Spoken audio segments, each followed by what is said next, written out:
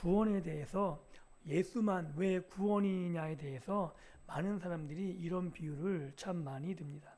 한 사람이 깊은 산에서 독사에 물렸다고 생각한다면 아마 이 독사에 물린 사람은 독이 온몸으로 퍼져가는 가운데 해독제를 찾을 수밖에 없을 겁니다. 곁에 있던 이가 좋은 약을 아무리 가까워도 소용이 없죠. 뭐 소화제나 두통약, 영양제 이런 것에는 그 어떤 효과도 독에는 무용지물입니다. 그를 살릴 수 있는 것은 오직 하나, 그 독에 꼭 맞는 해독제뿐인 거죠. 독에도 여러 가지 있어서 그 지금 당장 필요한 그 독의 해독제가 아니면 소용이 전혀 없습니다. 의사가 이것 말고는 당신을 살릴 약이 없으니라고 말할 때 여기서 시비 걸 사람 있을까요? 아니 왜 이건 안 됩니까? 아니 왜 내가 이런데 이 좋은 약이 있는데 왜 이건 안 됩니까? 라고 그 어떤 사람도 의사에게 항변하지 않죠. 알고 있는 겁니다. 이것은 의사가 옹졸하거나 독선적이어서 이거 하나뿐이 이거 하나만 가능하다고 주장하는 게 아니라는 사실을 다 알고 있는 거죠. 생명이 달린 진실을 정직하게 의사는 말하고 있는 겁니다. 그래서 이 약만이 유일하게 당신을 살릴 수 있다라고 말하고 있는 거죠. 해독제가 여럿인데 그중 하나를 고르는 것이 아니라 당신 목숨을 살릴 약, 이것은 원래 하나뿐이 없기 때문에 이 약 외에는 그 어떤 것도 소용이 없다고 말하는 것이 의사의 본분이고 정직함이다 라고 말할 수 있는 거죠. 오늘 우리가 함께 묵상할 사도행전 본문도 동일합니다. 죄와 죽음이라는 독에 물린 인류를 향해 구원의 해독제는 오직 한 이름뿐이라고 선포하고 있는 본문이죠. 바로 앞에서 나면서부터 걷지 못하던 사람이 나사렛 예수 이름으로 펄떡 일어섰습니다. 베드로와 요한은 몰려든 군중에게 이 일은 우리 능력, 내 능력이 아니라 너희가 십자가에 못 박았으나 하나님이 살리신, 하나님이 부활시키신 그분 예수 그리스도의 이름이 한 일이라고 분명히 외쳤습니다. 그런데 이 생명의 잔치, 안진뱅이가 일어나고 걷고 뛰며 성전에 함께 걸어 들어갔던 그 놀라운 사건 현장에 세상의 권력이 찬물을 끼얹으며 들어닥칩니다. 그들은 기적을 부인할 수 없었습니다. 왜냐하면 안진뱅이가 그 눈앞에 있거든요. 그 기적이 가르치는 진실, 그것을 그들은 거부하고 싶었던 거죠. 곧 예수의 부활, 그 안진뱅이로 말미암아 드러난 예수의 부활, 하나님이 예수를 인정하신 그 사실을 그 세상의 권력은 견딜 수 없었다는 것이죠. 그래서 오늘 이 밤 세상의 위협 앞에서도 갇히지 않는 이 복음의 생명력, 그리고 온 우주에 단 하나뿐인 구원의 이름, 예수 그리스도의 이름 속으로 함께 들어가 이 구원의 은혜의 풍성함을 맛보는 복된 시간이 될 수 있기를 예수님의 이름으로 축복합니다. 우리가 먼저 살펴볼 것은 이 복음은 세상에 갇힐 수 없다는 거죠. 1절과 2절에 이렇게 기록되어 있습니다. 사도들이 백성에게 말할 때 제사장들과 성전 맡은 자와 사두개인들이 이르러 예수 안에 죽은 자의 부활이 있다고 백성을 가르치고 전함을 싫어하여. 이 세상 권력은 이게 싫다는 거예요. 예수가 부활하셨고 예수로 말미암아 일으킨 모든 기적을 세상은 싫어한다라고 오늘 우리 시대만이 아니라 초대교회 그 당시에도 세상 권력은 싫어했다라고 말하고 있습니다. 베드로의 설교가 채 끝나기 전에 불을 꺼뜨리기 위해 달려드는 소방수처럼 이 세상의 권력자들이 우르르 몰려닥칩니다. 성전 제사를 주관하던 제사장들, 성전 경비를 총괄하던 수비 대장들, 그리고 당대 최고의 귀족인 사두개인들, 이 무리들이 예수께 왔습니다. 예루살렘의 종교와 권력을 한 손에 쥔 그 기득권들이 총 출동한 거라고 볼 수 있죠. 그들이 이렇게 분노한 이유가 있습니다. 그들은 평생 걷지 못하던 안진뱅이가 일어난 이것에 환호해서 이 자리에 온 것이 아니죠. 자격도 하기도 없는 어부들이 백성들을 가르쳤다는 사실, 그리고 사두개인들, 바리새인들, 예수를 죽인 자들이 부인했던 죽은 자의 부활을 담대히 외쳤다는 이 사실, 이것을 그들은 세상의 권력은 참을 수가 없었던 거죠. 왜냐하면 베드로의 말이 사실이라면 자기는 생명의 주인을 못 박아 죽인 죄인이 되는 것이고, 지금 자기들은 죄인으로 이 자리에 설 수 없음이 증명되기 때문에 이 베드로가 전한 복음을 받아들일 수 없었던 겁니다. 그래서 그들은 두 사람을 붙잡아 감옥에 가둡니다. 말이 된다고 생각하세요? 좋은 일하고 놀라운 기적을 베풀고 그들이 감옥에 갇혔다는 겁니다. 이것이 세상의 방식입니다. 통제할 수 없는 영적 권세 앞에서 세상은 자신이 가진 힘과 자신이 가진 제도로 그 입을 막으려고 하는 거죠. 왜요? 자신의 힘이 전복될까 봐. 자신이 가진 모든 것들이 덧없음, 가짜로 드러나는 것을 거부할 수밖에 없는 그들의 현실을 아주 적나라하게 보여주고 있는 겁니다. 오늘도 마찬가지라고 생각됩니다.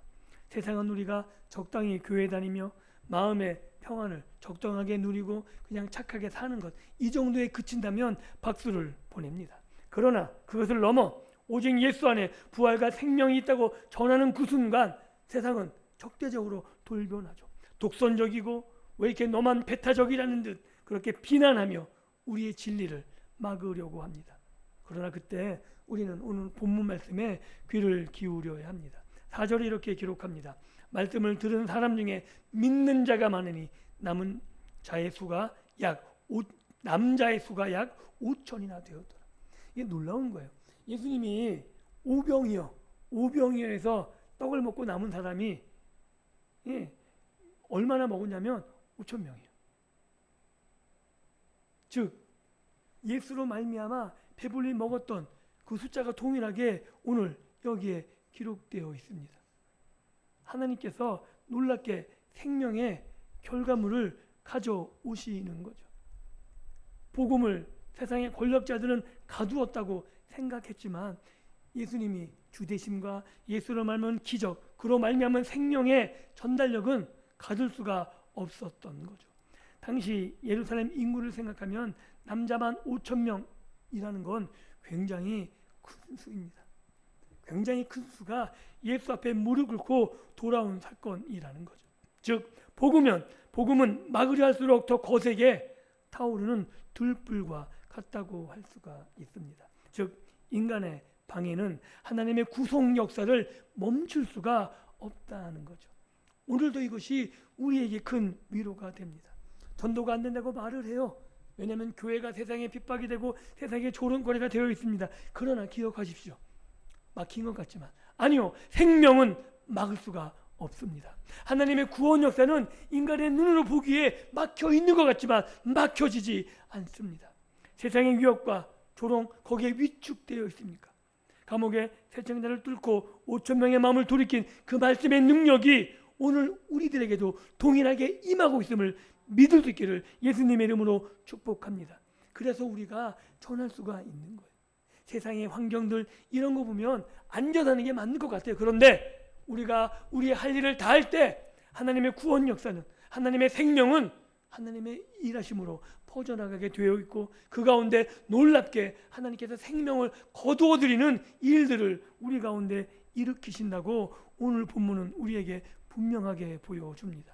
그리고 두 번째로 살펴볼 것은 세상의 법정이 그 당시에처럼 오늘 우리들에게도 동일하게 묻고 있는 내용이 있습니다. 그게 뭐냐면 너는 누구의 이름으로 이런 일을 행하느냐죠. 즉 다른 말로 하면 너는 누구의 이름으로 살아가고 있느냐라고 묻고 있는 겁니다. 날이 밝자 이스라엘 최고 의결기구인 산헤드린 공회가 소집됩니다. 왜냐하면 베드로를 벌 주려고요. 착한 일을 행하고 놀라운 치유를 일으킨 이 베드로를 벌 주기 위해 소집됩니다. 대제사장 안나스와 가야바를 비롯한 70명의 권력자가 두 어부를 둘러쌌습니다. 불과 두어 달 전 바로 이 법정에서 예수님을 신선모독으로 물어 십자가에 넘겨준 그들입니다.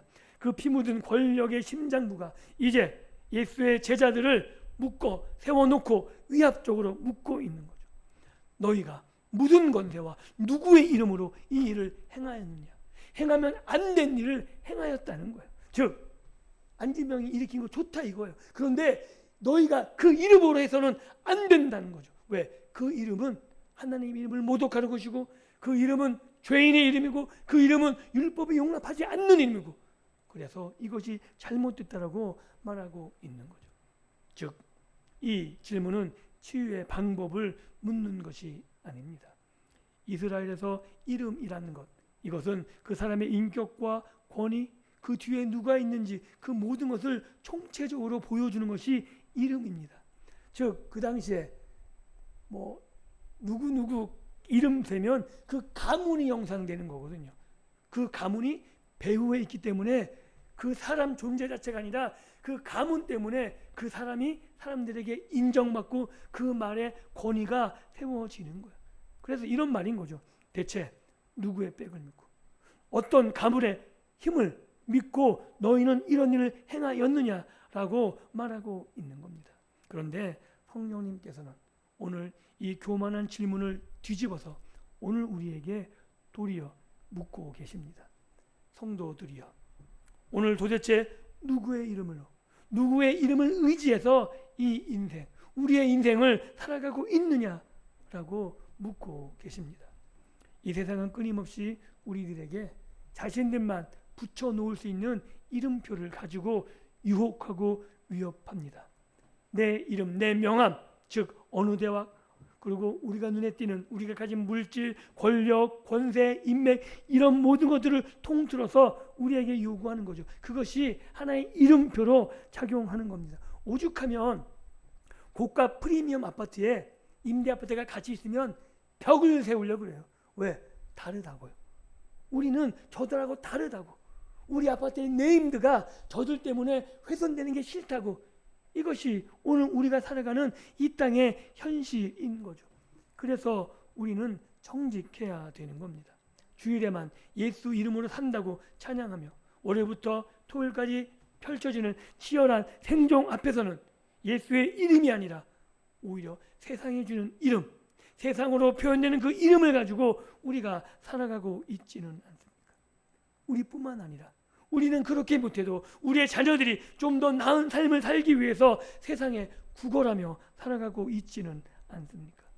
그 질문이 오늘 이 권력자들이 제자들에게 던진 질문이에요. 누구의 이름으로 살아가느냐? 우리는 여기에 대답해야 되는 거죠.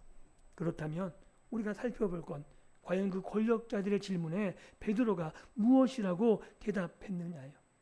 예수님을 만나기 전, 부활하신 주님을 만나기 전, 성령의 충만함 있기 전에 베드로라면 도망쳤을 거예요. 아무 말도 하지 못하고 그냥 우물쭈물했을 것 같습니다. 그런데 베드로는 당당하게 외칩니다. 8절에 이렇게 기록합니다. 베드로가 성령이 충만하여 입을 열었다라고 합니다. 그 담대함은 타고난 배짱이 아닌 거죠. 담대하게 베드로가 세상의 권력자들 앞에서 외칠 수 있었던 것은 성령님이 베드로 안에서 역사하셨기 때문이라고 말하고 있습니다. 그래서 권세 있는 자 앞에 끌려가서도 무엇을 말할까 염려하지 말라고 성령께서 가르치실 것이라고 우리 주님께서 이미 약속하셨던 것, 그것이 오늘 본문에서 이루어진 것이다 라고 말할 수 있습니다. 그리고 베드로는 그 권력자들 앞에서 아주 뼈 때리는 핵심적인 답을 내놓습니다. 우리가 지금 병자에게 베푼 이 착한 일 때문에 신문 맞는 거냐? 즉 이런 거죠. 야, 내가 뭘 잘못했는데, 내가 이 행한 일 착한 거 너도 알고 있잖아 라고 말하는 거죠. 선행은 칭찬받을 일이지 재판받을 일이 아니다라고 아주 담대하게 선언하고 있는 겁니다.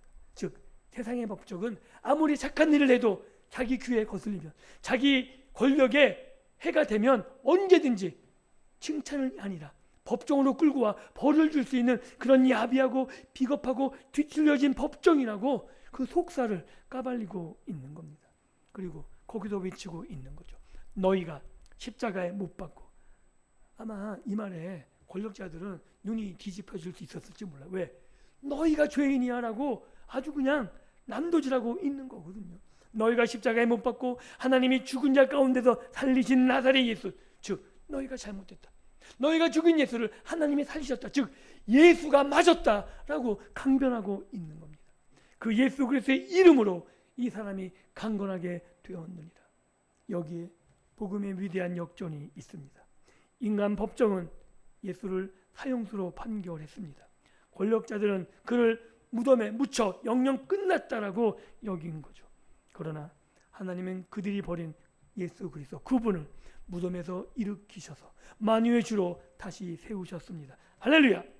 그리고 베드로는 이 사실을 시편 118편 12절을 끌어와 이렇게 말합니다. 이 예수는 너희 건축자들의 버린 돌로서 집 모퉁이의 머릿돌이 되었느니라. 집을 세울 전문가라는 너희가 쓸모없다고 내다 버린 그 돌을 하나님이 다시 주어 건물 전체를 떠받치는 가장 중요한 머릿돌로 세우셨다라고 베드로가 외치고 있는 겁니다. 세상은 늘 자신들의 편견으로 자신들의 관점으로 스펙, 쓸모를 저울질하죠. 그리고 모자란다고 생각되면 가차없이 버립니다. 그가 아무리 뛰어나고 재능을 가지고 있어도 자신들의 기준에 맞지 않으면 버리는 거예요. 그러나 사람의 판결이 우리 인생의 최종 판결이 아님을 우리는 기억해야 합니다. 사람들이 버린 예수를 하나님이 머릿돌로 삼으셨듯이 그분 안에 예수 안에 피난처를 둔 우리의 삶도 세상의 평가로 끝나지 않습니다.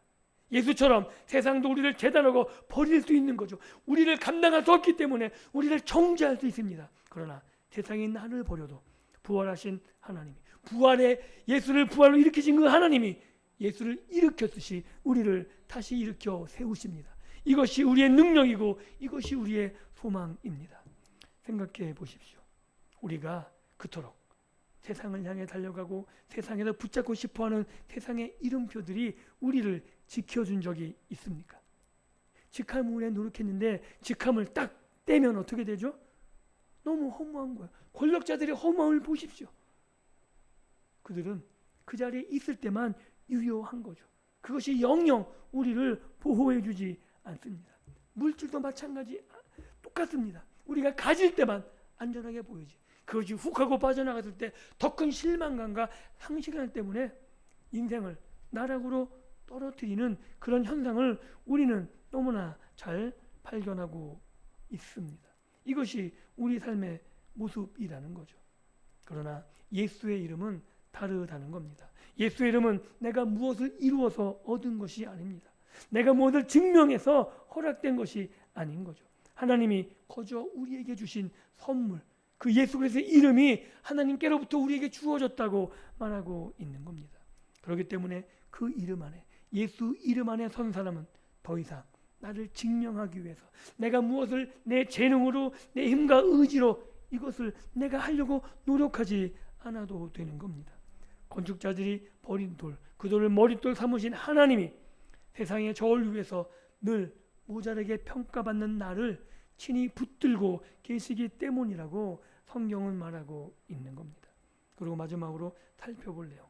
이것이 오늘 본문의 핵심인 거죠. 다른 이름, 그 어떤 이름도 없다라는 거죠. 이것이 베드로의 선포입니다. 12절. 다른 이로서 구원받을 수 없나니 저나 사람 중에 구원을 받을 만한 다른 이름을 우리에게 주신 일이 없음이라. 이것이 우리가 전하는 복음의 핵심이고 이것이 복음이 배타적일 수밖에 없는 이유인 거죠.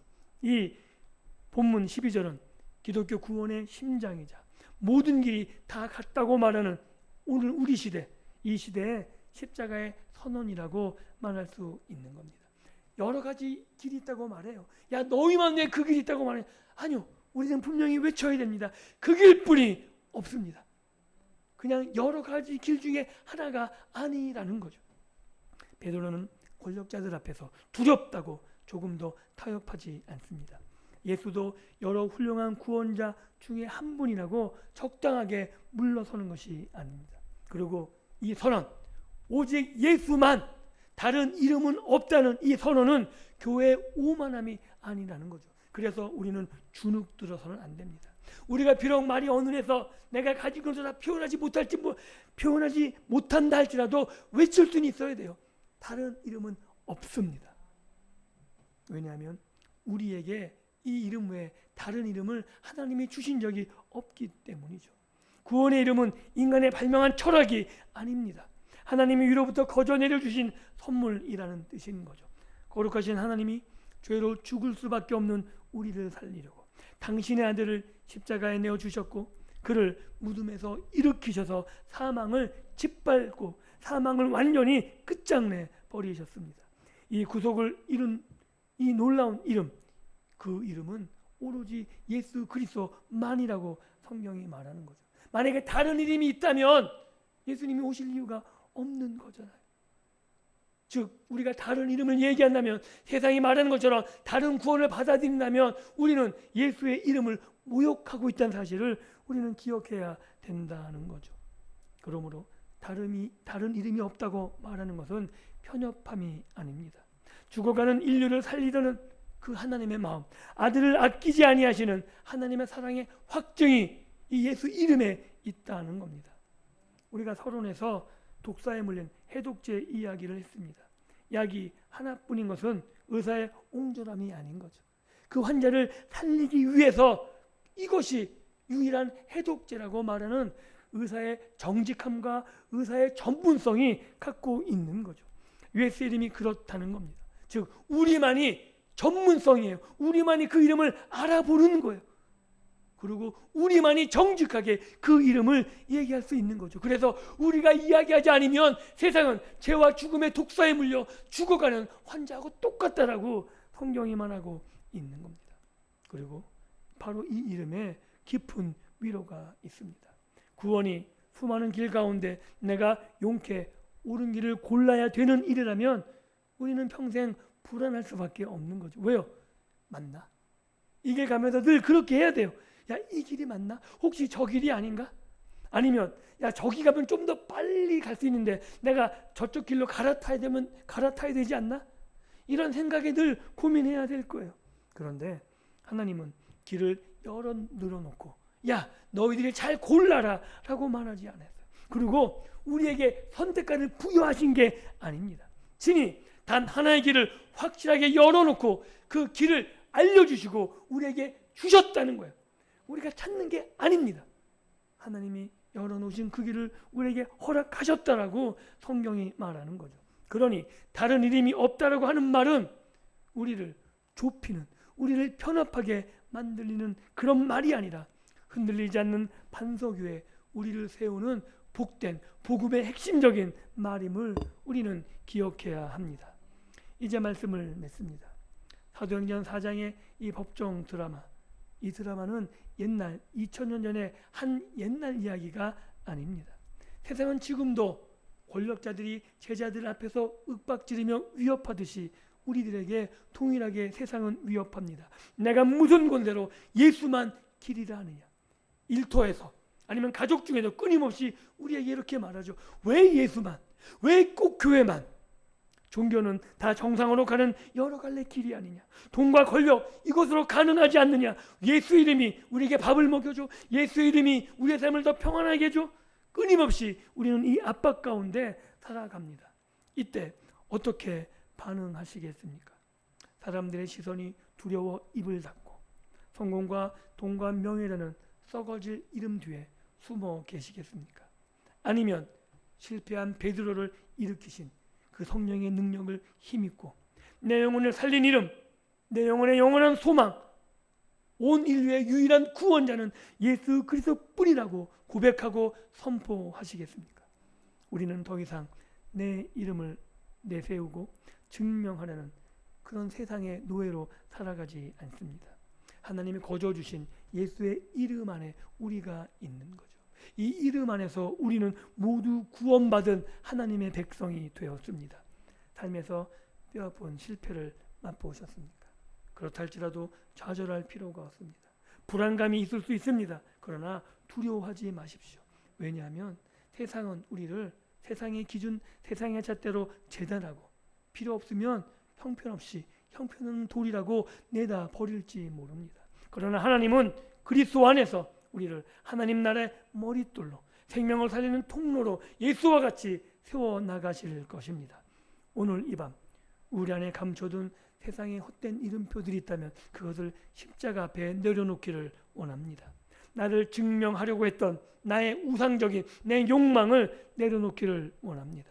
그리고 나를 살리고 우리의 가정을 회복시키며 이 땅을 치유할 유일한 이름 나사렛 예수 그리스도의 이름을 붙들고 기도의 자리로 나아가기를 원합니다. 그래서 예수 이름 안에 죄사함이 있고 예수 이름 안에 부활 생명이 있으며 예수 이름 안에 무너진 자를 일으켜 세우는 그 권능이 있음을 믿을 수 있기를 예수 이름으로 축원합니다. 그래서 그 이름을 의지해서 우리가 이 시간 기도하길 원하고 우리의 기도를 사용하셔서 동일하게 역사하시는 그 하나님의 능력을 경험할 수 있는 복된 이 밤이 될 수 있기를 다시 한번 예수 그리스도 이름으로 간절히 축원드립니다. 기도합니다.